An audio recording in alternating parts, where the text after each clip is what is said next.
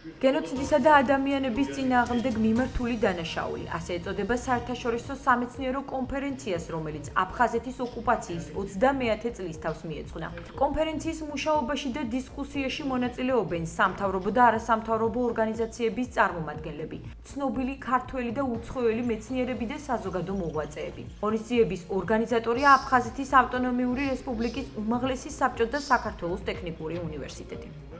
მინდა მივესალმოს გავს ფორმატებს, რამე თუ ყველა თემატიკა, რომელიც არის დაკავშირებული ადამიანის უფლებების დარღვევებთან ოკუპირებულ ტერიტორიაზე, არის ძალიან აქტუალური და ჩვენ აი ამ ფორმატებში გვეძლევა შესაძლებლობა, რომ აქტიურად უფრო განვიხილოთ ეს ყველა დარღვევები და მოვახდინოთ ფართო საზოგადოების ჩართულობა ამ პროცესებში. შენდება გარკვეული შანსი იმისა, რომ ჩვენ დღეს საერთაშორისო დონეზე მივახციოთ აფხაზეთის ტრაგედიის ობიექტურ შეფასებას.